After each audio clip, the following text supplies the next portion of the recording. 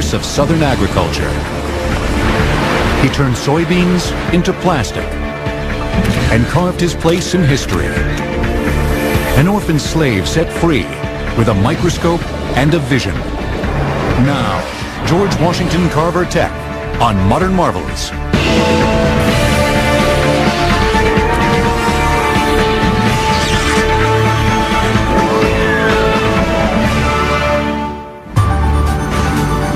What do biodiesel fuel and peanut butter have in common? How are crayons and space travel connected? What are soybeans doing in our automobiles? These marvels can all be traced back to the inventive mind of a man who was born a slave, but emerged a master of scientific discovery. He was able to just look around him and see the raw materials and then see the human need that was out there and bring the two together. And so my own personal view of Carver is that he was a master integrator. Carver had the most remarkable heart. And that's the thing I think I love the most about his life. I mean, as tremendous of a scientist as he was, he coming out with so many useful products that even today, I don't even know what we would do without. His heart was the best. Dr. George Washington Carver is well known throughout the world for his revolutionary research, particularly with the peanut. In the early 1900s, he discovered and developed more than 300 new uses for the legume in food products and industrial applications, from face cream to a cure for dandruff, from linoleum flooring to motor oil. Carver saw infinite possibilities in the peanut plant. He literally inspired other researchers all across this country to take a deeper look at this plant. And of course, I believe that the end of the line has not been reached on what he uncovered. But Carver's legacy goes far beyond his accomplishments with what was called at the time the lowly goober. He toiled for more than 40 years in his laboratory at Tuskegee Institute in Alabama, and is credited with countless breakthroughs in agricultural research. The impact of that was just astonishing. Carver, through the kind of research he did, was able to really lead the revitalization, really, of a whole region, the southern region. He really is one of the great American heroes. If there's anyone you're going to learn about, you should learn about, Carver would be one of those people. George Carver was born into slavery in 1864 in Diamond Grove, Missouri. He was the property of Moses Carver. Towards the end of the Civil War, Southern bushwhackers raided the Carver's farm and kidnapped baby George and his mother. Moses Carver hired a Union scout named John Bentley to trace after them and try to recover his property. Bentley was able to find baby George, and the mother Mary was never seen again. We do not know what happened. George was near death when he was found. Moses and his wife took care of him like he was their own child. Too frail to work in the fields, he helped out with the household chores. It was on this farm that he had spare time to go out and wander in the woods and enjoy nature and become very close to nature. He would look at a briar, he would look at the soil, he would look at the different leaf patterns and question and wonder and ask why. Why are things like this? George was inspired to paint after visiting a neighbor's home and seeing works of art for the first time. So he came back, created his own brushes with twigs, and he would take nature's berries and grasses and create colors, an array of colors, and begin to paint. Young George Carver's inventiveness and hunger for learning compelled him to seek what was impossible for many African Americans of his day: a formal education. Around the age of 11, he left the Carver farm and walked 10 miles to Neosho, Missouri, determined to attend classes at the Lincoln School for Negro Children.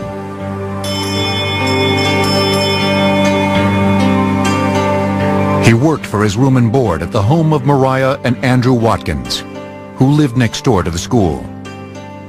The story is that at lunch hour, he would jump the fence between the school and Aunt Mariah's house and go over and help her with her laundry. Many years later, George was inspired to draw this picture of the school and the Watkins house. George studied hard and got his high school diploma. He applied to Highland College in Kansas and was accepted. It was a big moment. Then he went to Highland and he showed up and they said, "We didn't know you were black," and they turned him away. It was a huge disappointment. George didn't give up. In his mid-20s, he applied to Simpson College in Iowa, where blacks were allowed. He was accepted and began taking classes in painting. His first love was art, and he had a teacher whose name was Etta Budd. She was very dubious about whether a black could make it in art. It was a near impossibility. And she was a little concerned about him being, he was not the first black at Simpson, but he was the only one at the time. Carver's complex understanding of nature came through in his paintings and drawings at Simpson. Etta Budd noticed this talent and encouraged him to change his course of study to horticulture.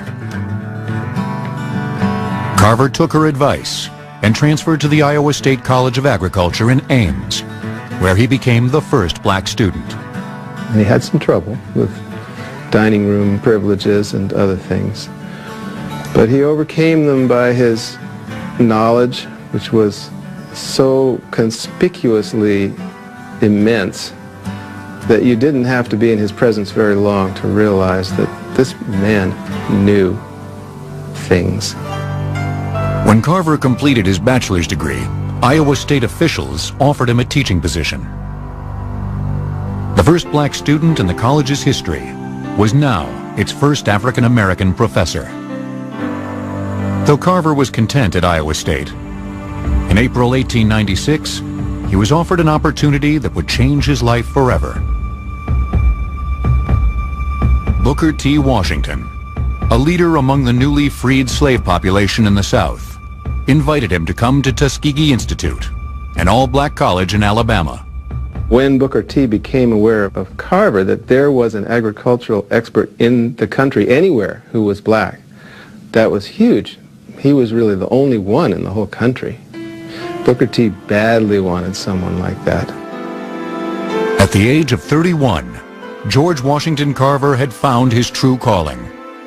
He went to Alabama with a mission: to help a once enslaved population find its way to self-sufficiency. Little did he know what landmark discoveries lay ahead. One of George Washington Carver's closest friends at Iowa State was James Wilson, who would later become Secretary of Agriculture under President William McKinley. George Washington Carver Tech will return on Modern Marvels. We now return to George Washington Carver Tech on Modern Marvels. Today, 50,000 peanut farms thrive in the United States, most of them in the South.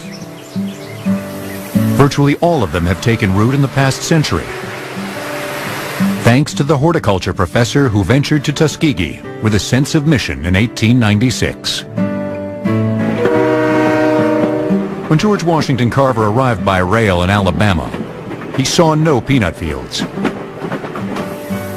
Instead, he was dismayed to see only one crop growing in the dry, sandy soil. In 1794, Eli Whitney invented the cotton gin, and from that date on into 1900, cotton was king. Carver knew that a single crop system was not good for the soil. Anytime in agriculture you base your economy on one single crop, you're vulnerable. In a fertility standpoint, you're depleting the soil and maybe not returning all the nutrients there that is taken. Carver also recognized that the only thing more vulnerable than the nutrient-deficient soil was the multitude of poor black sharecroppers working in the cotton fields from sunrise to sunset. They were tied into the industrial system in the Northeast, where they had the mills, cotton mills, and it was a big system, and they were all captive in it. Carver was anxious to get to work to solve the South's agricultural dilemma. But when he arrived at Tuskegee Institute, he discovered that he didn't even have a laboratory in which to work. And Tuskegee had no money to properly establish one. So he went out into a local junkyard and found old pots and pans and spoons and took his students and said, "We are now collecting the implements for our laboratory." He was the absolute first person to bring science to Tuskegee University. He was one of those great visionaries that, you know, when Booker T. Washington shows him this campus and there is no agricultural college, there's nothing, you know, he had the ability to take nothing and make it into something. And I think that, you know, his life was a great example of that. Carver started reaching out to the farmers in the area, showing them how the cotton they grew year after year was sapping the nitrogen and other nutrients from the soil. He encouraged them to plant crops that would restore these important elements back into the land. Crops like sweet potatoes, cowpeas, soybeans, and peanuts. He was another one who came here because he cared about the man furthest down. He cared about the poor. He cared about African-American people who were poor in the rural areas. And as such, he took his science to the people.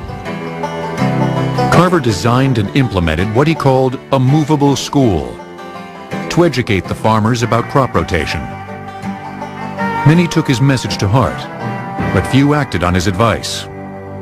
The farmers agreed, but they did not immediately heed because they could not get loans at the bank for any crop except cotton. Yeah, it was the cash crop at the time, and a lot of people, that was their source of income, and it would have been very difficult for those farmers, especially the poorer farmers, to change over from cotton to peanuts, and there was no market at the time for peanuts. Carver's concern for Southern agriculture wasn't restricted to how cotton was bankrupting the soil. Another threat was lurking menacingly on the horizon. The boll weevil, the dreaded insect that had already decimated the cotton crops in Texas, was making its way across the South. And it was moving through Mississippi, Louisiana, and headed to Alabama and Georgia at the rate of about 100 miles per year. And he warned them. There was no stopping this devastating force of nature. The weevil actually lays its eggs inside the unripe cotton boll, and the newborns eat their way out, destroying the crop in the process. Carver believed the South's best defense against the boll weevil was the peanut, but he had to convince Southern farmers that peanuts could become the cash crop that King Cotton had been for so long. George Washington Carver really became an evangelist for peanut growing in the southeast part of the United States. In 1902, Carver entered his lab at Tuskegee to begin intense research into the peanut. He explored its properties and looked for ways to put the protein and vitamin-rich crop to use. Peanuts are made up of oils, resins, fats, sugars, and starches. And Carver came up with more than 300 new uses for them, in recipes and in a variety of synthetic applications. And he made paper and ink and shoe polish and floor wax and axle grease. And he did have some kind of a peanut plastic that he'd made. And all of these uses, 300 of them, all the way from various soups to soap and shaving cream. He built the foundation block upon which peanuts were ushered in. As Carver predicted, in 1915 the boll weevil hit the southeastern farms and completely destroyed the cotton fields. None of the farmers from Georgia or Alabama could pay off the loans on their land. But thanks to Carver's zealous advocacy, peanuts were poised to become a viable commercial alternative to cotton. By 1917, cotton was dethroned and peanuts was lifted up, and the acreage increased in the southeast 400% in just 2 years. As peanut power spread across the South, Carver continued to experiment with a now lucrative crop. While analyzing the properties of peanut oil, he discovered that it was very easily absorbed when rubbed onto the skin. Carver promoted peanut oil as an effective lubricant to be used in vigorous massage treatments for those suffering from muscular disorders.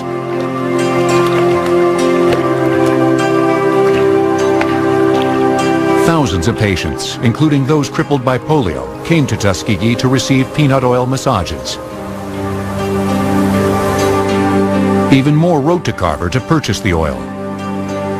While it was never considered a cure for any disease, those who underwent the treatment reported encouraging results.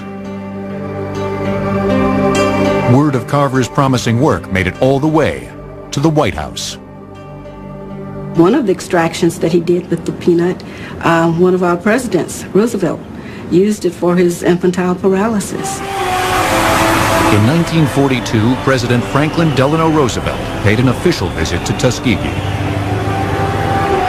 He greeted Carver in person and applauded the research being done on the Alabama campus.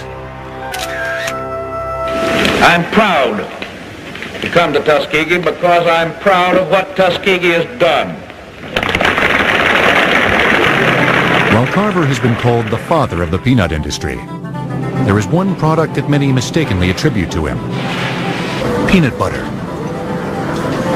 Peanut butter as we know it in America was basically invented in 1890 by a physician in Missouri. And he was looking for high-protein, nutritious foods to feed his patients who had trouble eating meat because they had poor dental health. The first real introduction to the masses for peanut butter happened in 1904 at the Universal Exposition in St. Louis, and that's when really peanut butter was introduced to the American public. And then this complemented and augmented George Washington Carver's research at that time. The two are not unconnected because he had laid the foundation, even though he didn't invent peanut butter. He had laid the foundation for raising up and digging deep into the kernel and chemically telling the world what a wonderful food product peanut was. His love of peanuts helped to really promote its usage widespread, and I think that, you know, he would be very happy to see how his legacy has really taken shape in modern-day America. We basically take a peanut that George Washington Carver helped develop and build in the field and help it grow to what it is today, to the point that we now buy the peanut, we shell the peanut, and then we offer a service to customers who then further process it. Carver would no doubt be pleased with the assembly line efficiency of modern peanut processing plants, like Golden Peanut in Dawson, Georgia. We shell about 25 tons an hour of peanuts. It takes about a truckload an hour to supply this plant. The peanuts that make the grade are bagged and sent to manufacturers. Those that don't measure up undergo a process that's come a long way since Carver's day. Broken kernels, damaged kernels, small sizes are then sent to the crushing plant. There we process them for peanut oil and the balance being peanut meal. When Carver produced peanut oil in his lab more than a century ago, he boiled 25 pounds at a time and then extracted the oil by straining the mixture through cheesecloth. Today, the refineries steam heat the nuts and then put them through a mechanical press to extract most of the oil.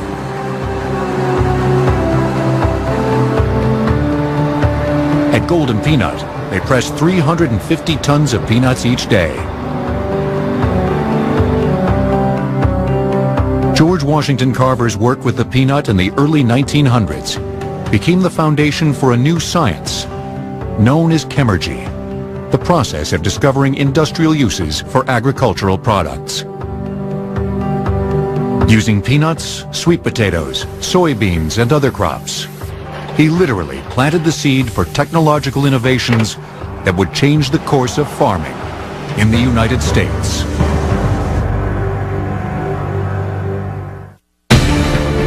In 1921, Carver was invited to testify at a congressional hearing for a proposed tariff on peanuts.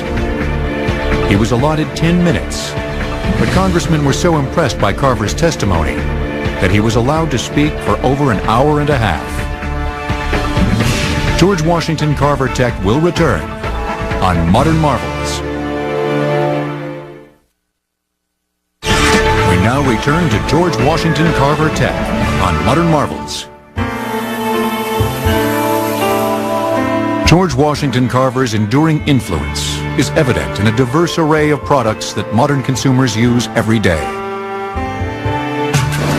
Carpet backing, crayons, oil solvents, and even a new vodka are some of the items that can be traced to his experiments with another soil-enriching and protein-rich crop, the soybean. We work in plastics, adhesives, and lubricants, so it's really a whole realm of new products from that technology. Carver learned that the oil from soybeans is composed of 5 fatty acids, and that the bean itself is naturally rich in vitamin E. You have a bean that has a lot of oil in it and a lot of protein, and it can be crushed and separated, and things can happen to that little bean. When Carver looked at the soybean under the microscope, he saw that the oil had chemical properties that would allow it to easily bond with other substances. The soybean oil itself is really long chained, just a lot of carbons in a row, 13, 16 carbons. And so that gives it ability to be a very flexible type of oil to be used, and it's also relatively inexpensive as an oil. Carver's early experiments resulted in food products.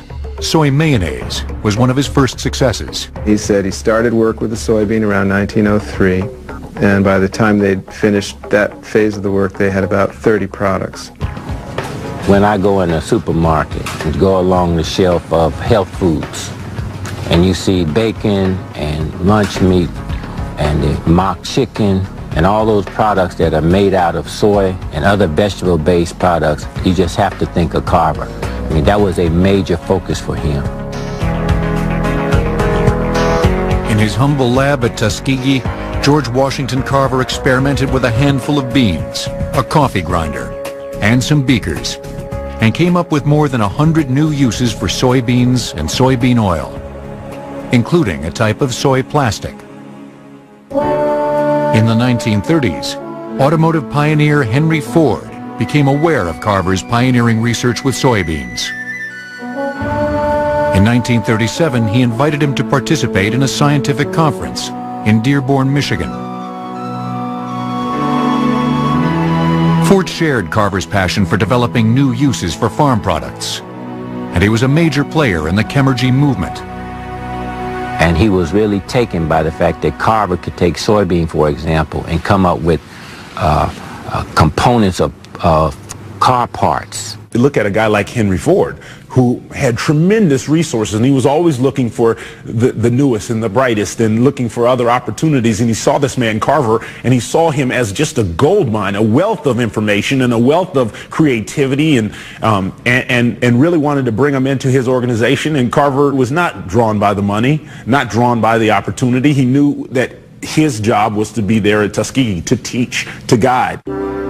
Despite his devotion to Tuskegee, Carver continued to personally consult with Ford about his ongoing research in soy plastics.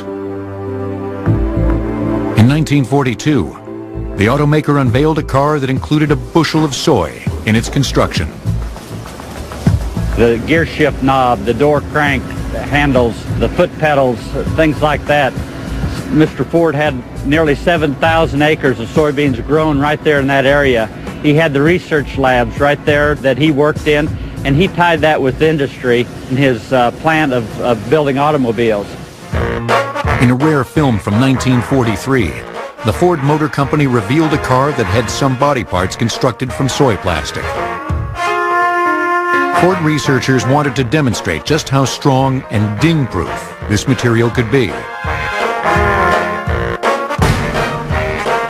And Henry Ford himself even took a few whacks. Henry Ford took a mallet and hit the trunk lid of a Ford car to show the durability of soy plastic. We can do that today with soy plastic made from soybeans.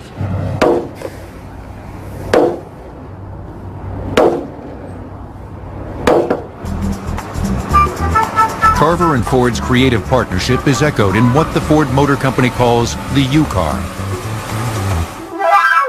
Built in 2003, this concept car's interior is made entirely from an eco-friendly recyclable polyester with soy-based seats and tailgate. While the Ford Motor Company carries on Carver's belief in the soybean's potential, so do scientists at Iowa State University, Carver's alma mater. But while Carver worked primarily with the oil from the soybean, they focused on soy flour. They've used the flour to develop a breakthrough formula for producing a new variety of durable plastic.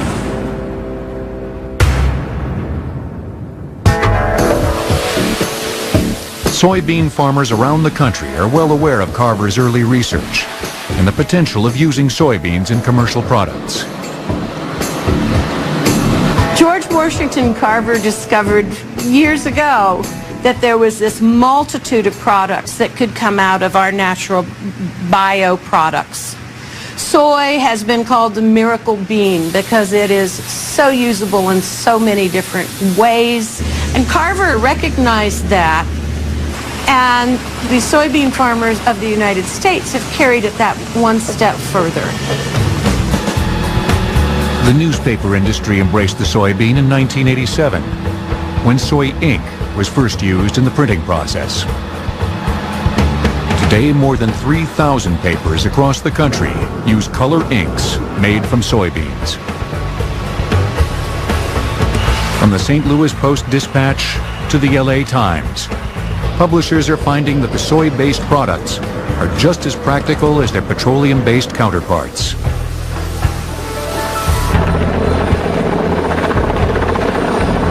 Construction engineers are discovering the soybean's value as well. A recent example of their work is the new roof atop the Shed Aquarium in Chicago. It's non-toxic, it's 100% waterproof. The application of it is very simple, very easy to do, and it will save us energy by reducing our heating and cooling costs in the building. In the 1940s, the soybean's greatest champion had gained world renown as a scientific pioneer. But George Washington Carver remained a simple man. Although he was the head of the Agricultural College at Tuskegee, when he went out to the farms to teach, people often mistook him for a hired hand. But his trademark rumpled suit was never without some sort of fresh flower or weed in the lapel, a symbol of his love for nature. Carver was a curious character. He cared nothing for his outer appearance. When he was going on speaking tours, if somebody said he ought to dress better, he would say, well, if they want a suit of clothes, I'll send them the clothes. If they want the information, I'll go. Carver never married and professed to be completely fulfilled by his work. Another thing he said about a wife was, what woman would want a husband forever dropping soil specimens all over her parlor? And how could I explain that I had to go out every morning at 4 a.m. to talk to flowers? For nearly half a century, Carver lived alone in his room at Tuskegee. In his free time, he enjoyed crocheting, one of the handicrafts he learned back in Diamond Grove, Missouri when he was a child. Continuing another legacy from his childhood, Carver devised a way to make various pigments and paint from the soil he found in the Alabama countryside. He combined the clay soil with equal amounts of sulfuric and hydrochloric acids and bits of scrap iron. Carver then boiled the mixture until the iron dissolved. The result was a dry paste that could be combined with oil to make paint. At that time, it was absolutely phenomenal. And to see the pure royal blues that he could extract from Alabama clay just is mind-boggling. To achieve his brilliant blue color, Carver added a compound of potassium ferrocyanide and nitric acid. See, the genius of Carver was that he wouldn't just do that and then write a paper and then get an award for doing that. He would then go out to people's farms and take these buckets of paint and stay overnight with the family, helping to paint and beautify their homes. He was a chemist, a botanist, a biologist, an agronomist, and this consummate researcher. George Washington Carver was a man way before his time. Can you imagine what he could have done with a computer? Carver was a fearless trailblazer, a driving force in discovering ways to use natural resources to benefit mankind. Another area of research he pioneered is just now starting to give the oil industry a run for its money.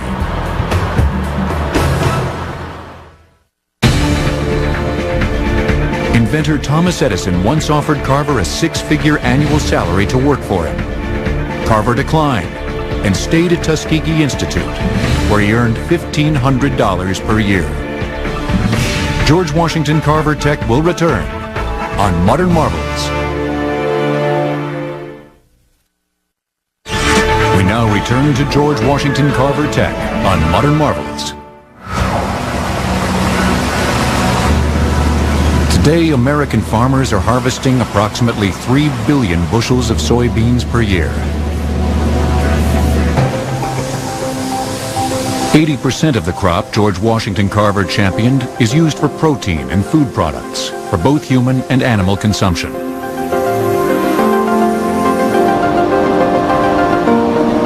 The other 20% is used to produce soy oil, which, as Carver demonstrated, can be used for a variety of purposes. One of the fastest growing applications for the oil is in biodiesel technology. Biodiesel is a diesel fuel replacement that's made from any vegetable oil or animal fat. And the way that it's made is you take a vegetable oil and you react it with an alcohol like ethanol or methanol, and that reaction causes the glycerin to separate from the oil, and the resulting chemical compound is biodiesel, and it acts very chemically similar to diesel fuel in a diesel engine, except that it is 10 times less toxic than table salt and biodegrades as fast as sugar.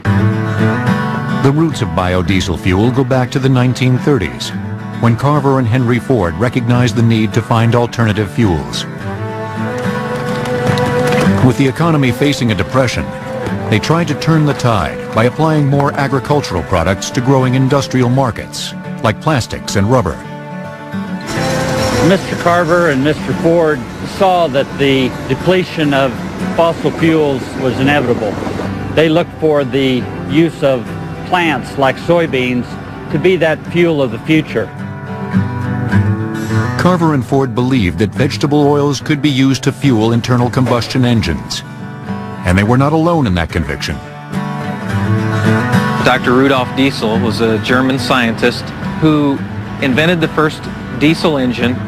It's a compression ignition technology that's much more fuel efficient, and he ran that first engine on peanut oil.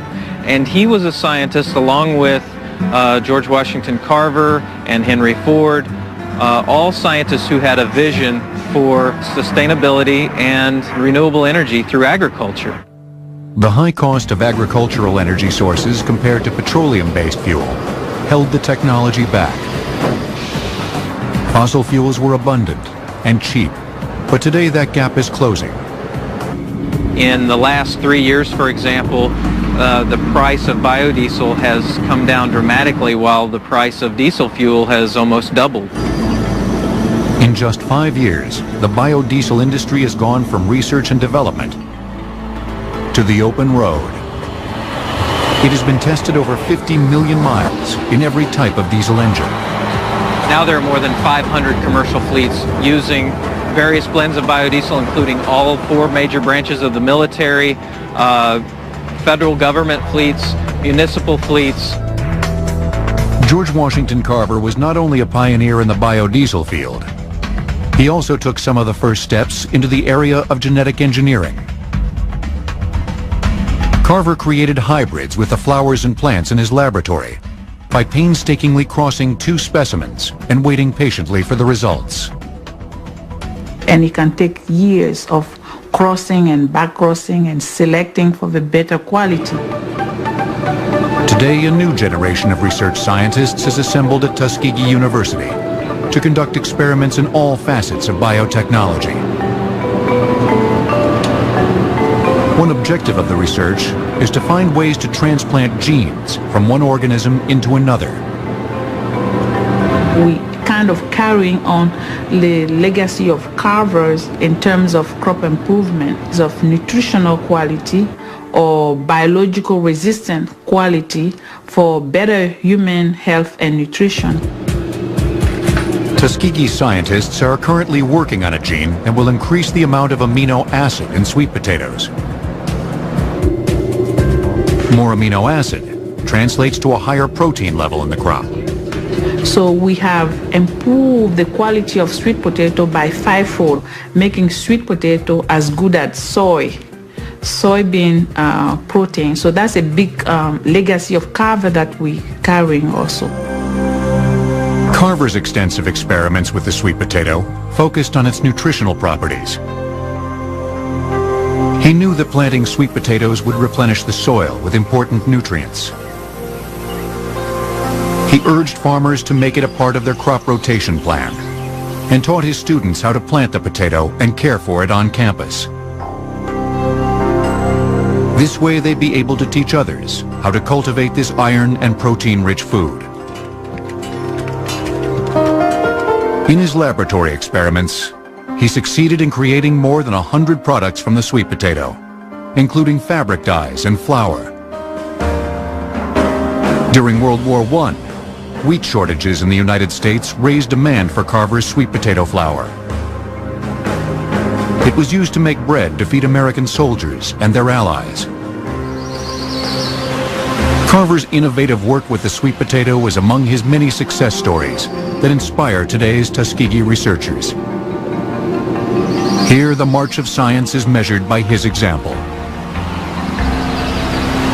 I think he'll be happy. We work in his building there, and I think sometimes we think like we see him walking around and say, yes, go on, you're doing a good job. George Washington Carver's vision knew no bounds, and the long shadow of his legacy is about to go stratospheric. In 1925, Carver was granted a patent for making face cream, primarily from peanuts. George Washington Carver Tech will return on Modern Marvels, here on the History Channel. Everyone deserves to live a little, don't they? Vegas Vixen on Breaking Vegas tonight. We now return to George Washington Carver Tech on Modern Marvels. The innovative work of George Washington Carver has had a far-reaching impact on our world today. And now his influence can even be felt in outer space.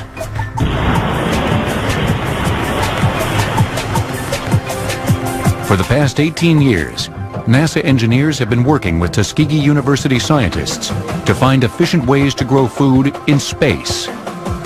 There will be lunar bases, Mars bases, sometime way out in the future. And even for long-term space flights, people have to eat. For humans and long-term space missions, it's costing approximately about $10,000 per pound to lift a pound of payload.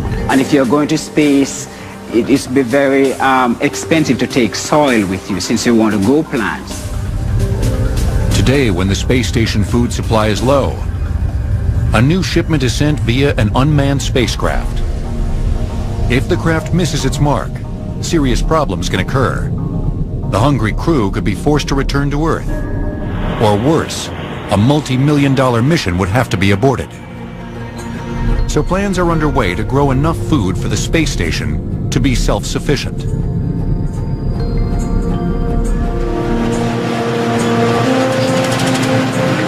The Tuskegee scientists began their work with 2 of George Washington Carver's favorite plants: the peanut and the sweet potato. Our job was to take Carver's 2 commodities he was most famous for and figure out how to grow them, first of all, with no soil. That was our first job. Now, isn't that a setup for Carver? I mean, wouldn't that be right down his alley? The Department of Agricultural Sciences at Tuskegee pursued a unique hydroponics-based growing system called nutrient film technique. It requires no soil and relies only on water and a mixture of growing agents. And the nutrient solution flows continuously over the roots as the plants grow. The tiny roots form a fibrous carpet or soil-less bed for the plants. After 2 or 3 weeks, the potato starts to change color and bulk up. As part of the NASA program, the university also built growth chambers to produce basil and carrots in the same way. We can control how much light they get, what time they get it, the temperature. And not only just one temperature, we can actually ramp the temperature up just like nature does it. The Tuskegee scientists tested their growing system for several years. When they were sure that it would work in a space environment, they shared their findings with NASA. And when the NASA folks came from Kennedy Space Center to see it, they could not believe it, but there it was. So that's why I'm saying it took some really, I would say Carverites are brilliant young faculty and students who just stayed at it. Today, a new crop of carvers in training is sprouting up in San Antonio, Texas. And if it would have had real shallow roots way up here and that's it, do you think it'd be able to tap way down and get some water? The Carver Academy is dedicated to keeping the spirit of George Washington Carver fresh in the minds of today's youth. The school was founded by former NBA superstar David Robinson. It started more because I grew up kind of with a teacher's heart and always wanted to teach, always loved teaching, and you know, since I became a basketball player, teaching was pretty much out of the question, but I've always loved inspiring and stirring the heart. The school emphasizes the same hands-on learning techniques that Carver practiced in his career. And the teachers also try to instill in the children a curiosity about the world around them. They made like heads and like those lights that they use. You know, nature speaks to us every hour if you would just listen. We're so tech-oriented. We know everybody wants to play with the latest gadgets and see what, you know, science is coming up with. Well, the most incredible things we have are right there in nature. They're right in front of our faces. They're the plants that grow right in front of us. And the kids have access to the most remarkable resources every single day. It's overflowing. The Carver Academy is perhaps the best tribute to the scientist who was constantly honored during his lifetime. He accepted every award with his signature humility. I am not sure that I am worthy of this splendid citation, but I wish to say also that I thank you from the depths of my heart. He just refused to give himself credit for any of this. He gives the credit to God. On January 5th, 1943, at the age of 78, Carver died of natural causes in his room at Tuskegee Institute. 6 months later, President Franklin Roosevelt established the George Washington Carver National Monument in Diamond, Missouri. It includes the 210-acre farm Carver explored as an orphaned slave child.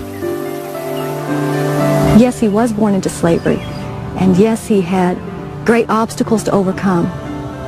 But every obstacle that he overcame led him one step closer to becoming the great man that he was. He just made those steps. He just kept walking, and he walked right into history and right into our lives every day. George Washington Carver's work has been impacting and enhancing our culture for more than a century. For the next generation, determined to further his legacy, the challenge is daunting. We are standing on the shoulders of giants, and Carver is one of those giants before us, you know, and we don't have to reinvent the wheel. What we do is we stand on that foundation that's already been laid, and that's a great foundation. Carver's built some blocks for us, but you know, we have to continue and take that tradition further.